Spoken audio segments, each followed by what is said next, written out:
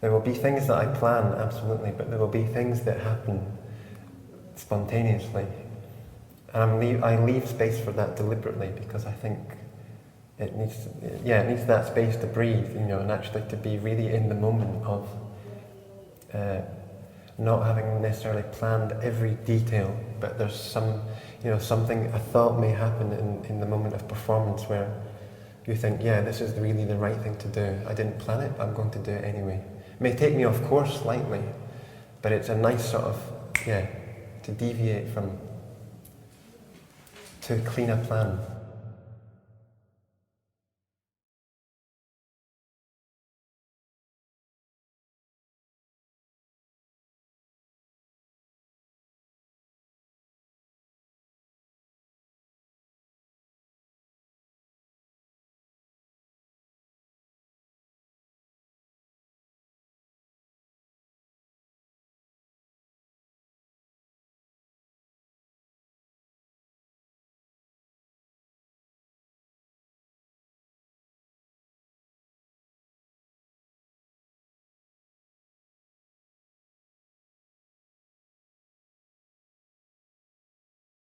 And I quite like that idea that it starts off almost formal, and then you come in and you start moving stuff.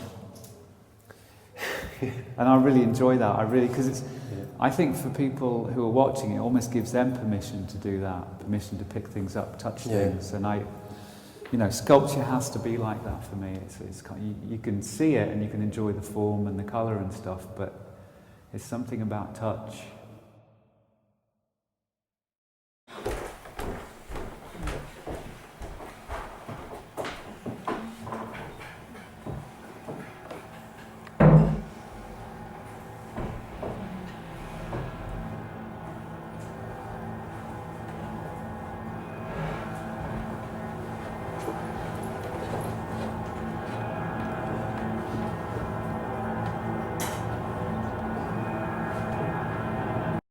If you touch it, you can start to feel. I mean, this is actually burnt fishing float that I've just picked up on the beach that you went for a walk on. Right. And what I really like about it, I just like the colours. You get a real that sea colour.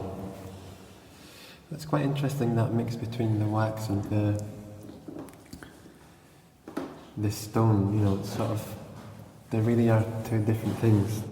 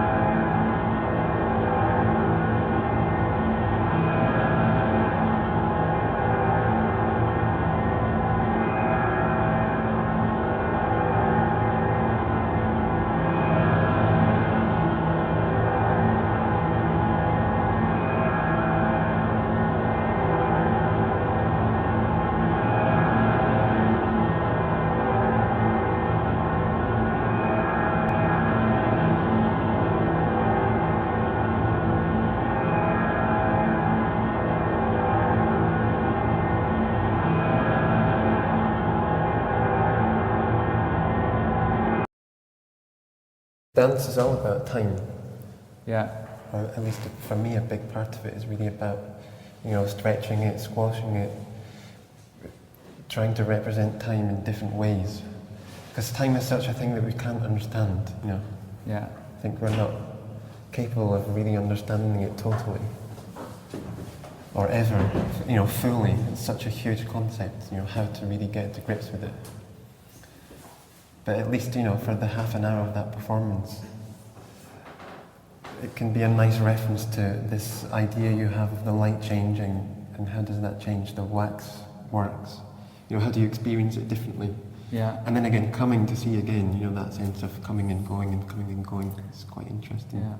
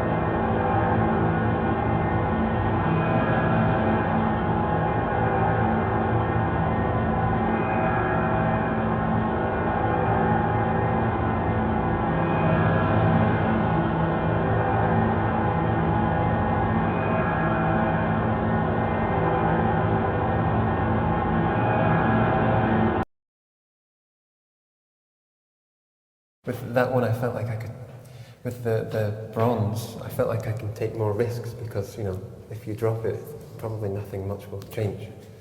Yeah. In theory. Yeah, there's nothing to break, is there? Yeah, it's so solid, and it's that weight is kind of the boss, that tells you what it is and what's possible.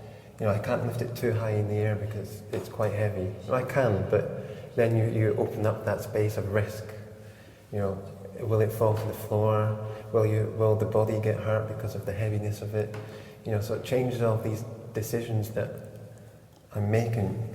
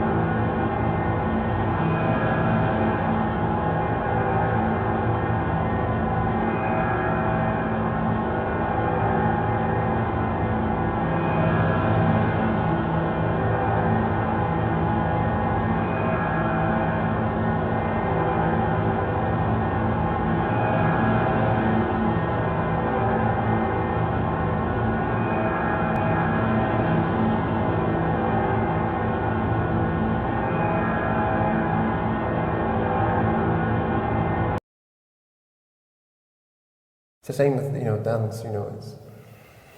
It's again the whole idea of abstraction can be difficult for some people, but as long as there's something that they relate to, and they might not even be able to make sense of what it is exactly. Sometimes it might be that thing that really hits you right in your solar plexus. It's really a sort of thing about your guts, and it's more of a sort of a feeling about what you're seeing. You might not be able to make any sense of it, but as long as there's that small hook, then I think, there's a key to that actually. And I like that in like both of our works. That sort of that seems to be our process. Yeah, finding around the hook. Yeah, finding the hook and collecting things and building. You know, because I feel like you really construct dance. Yes, It's a piecing together of absolutely of an experience, movement, thoughts. I mean, I like the fact that you write a lot of stuff down. Yeah, it's important. I think it's. I generally use, when I'm using words, is this idea of collecting all the tools. You know, so all these different things that you need for your belt. You know, to put them in. Because with dance, all you have is your body. When I say all you have, it's quite abundant in many ways, but physically, you don't have objects around. So I sort of feel like I need to, collect all of these different tools, so I have many options to then start composing things with. And the tools might actually be physical things, or concepts, or just about understanding something. You know, I think for me that's why it was really important this week to do some of the process that you go through, so the walking and the collecting and just taking the time to do that. So now I consider that to be one of the tools that I've gathered for myself to then start composing with. Yeah, no, I mean that's really helpful in terms of you being here, because it's really hard to explain the place to people. You can explain the work, you can explain the materials, but the experience of actually being here, you can't, you know. It becomes, you know, it's like when you take these pieces of work and put them somewhere else, I think they still have value, but it alters them. But the fact that you've come and spent time with them. Yeah, you have to do it for real, I think. There's that, I mean, yesterday when we were filming, there was that, that would have been really easy to film in the studio. Yeah. Or to film it today, you know, in a clean white space. But somehow it feels totally fabricated to do that. You know, what can you actually do by really experiencing an element, which we did, which was mostly wind and rain, and, you know, the cold. So, and how does that really inform anything that happens? I mean, actually, I wanted to ask about. So, you know, you collect all these objects, you put them together, and they have sort of different, based on different experience and thought, but I guess the elements of where you live are quite crucial as well, because they either allow you to do things or they don't. Yeah. You know, some days you can leave and some days you can't. And do you feel like that sometimes puts you in a place that you have to cooperate with, or? Yeah, it kind of shapes how you work totally, and I find it really absorbing as well, just that sort of. The physical weather, but also just the geography and the geology of the place. I mean, I'm influenced by the colours and the shapes and the forms and.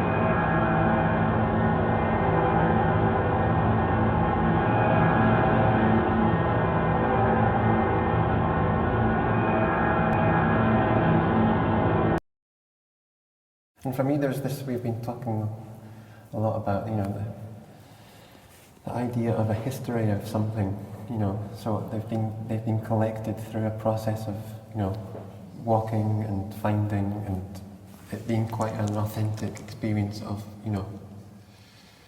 they're not things that you've bought or they're rare things that you've found in a real landscape. So of course they come with a whole host of history that we don't know about necessarily.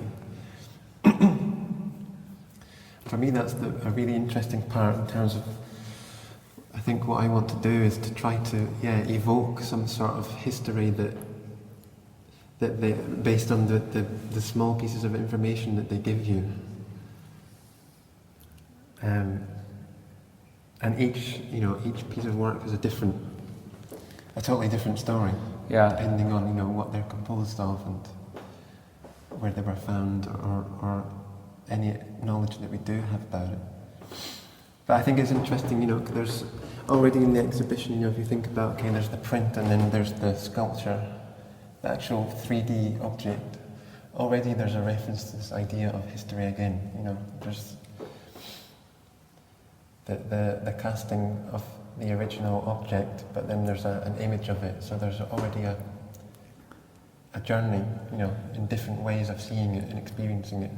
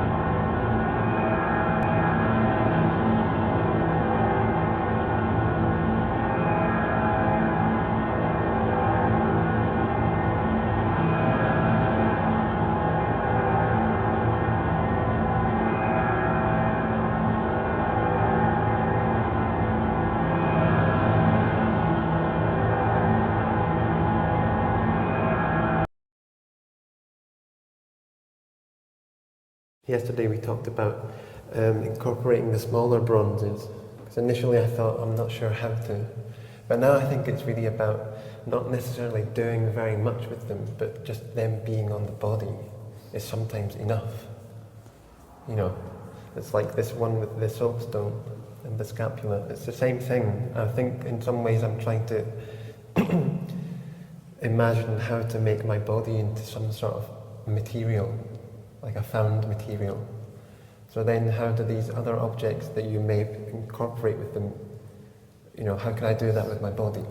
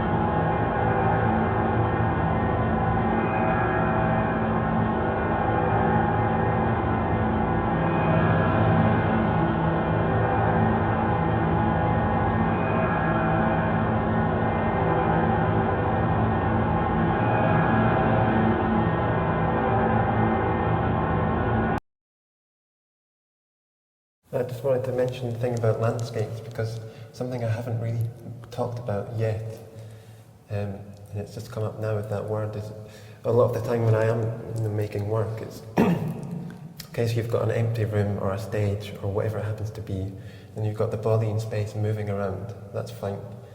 But then the rest of the work is actually happening in my mind. So I think, especially tonight when the performance happens, is there will be some sort of imaginary or some sort of fantasy landscape that I'm moving through and being part of. So the audience don't necessarily see that, but they see my response to it in real time, you know. And of course that's what's really interesting, is I think you can't get away from that idea of this idea of landscape, or where are you? Yeah. Well, I mean, I can't anyway. I've always got to know where the place is and what it's like. So the audience may never ever see that, but they can see what happens as a result of being there in the mind, or having been there for real, you know, in the past or this week.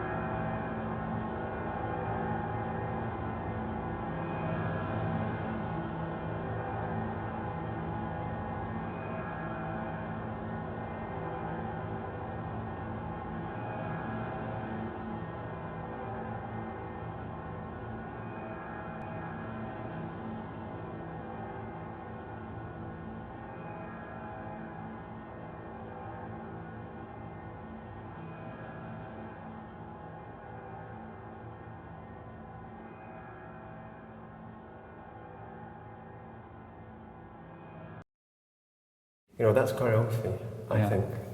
You know, how do you arrange something in relation to each other, in relation to the space, and then of course in relation to yourself? There's a whole many layers of things going on, even if you don't always realise it at the time. And there's almost an element of ritual in that. Yeah, there is. Which I really like, because I think some of these items you could see as ritual objects. You know, they have a significance almost beyond their components. It's like just the thought of bringing two different things together. You then create something that didn't exist and before. it's how you put them together. You know, we were talking yesterday about the sort of Japanese, rituals of placing objects together, and it can be really quite profound impact that it does, you know, to move something slightly closer or against or away or whatever it needs to be. Or the relationship between two things that normally wouldn't coexist. It's a bit like the piece with the soapstone and the lead. You don't see soapstone and lead together, but when you place them together, it's beautiful. It's really pleasing, and it again becomes something significant. Same thing for movement and dance, though. You know, tonight when I'm performing, that will be. There's no escaping, you know, if I'm in the room, how am I relating to each thing? You know, that's really important. You can't ignore it, it's impossible. And there'll be things that I'm not even aware of, you know, because I think there's so many options of where to be, what to do, how to relate to it. There'll be things that happen that I don't even know about until, you know, I see a photograph or the recording or someone tells me, you know, about this. You can't always know. And I like that, actually. There are some mistakes happening. Yeah. Nice mistakes. Yeah.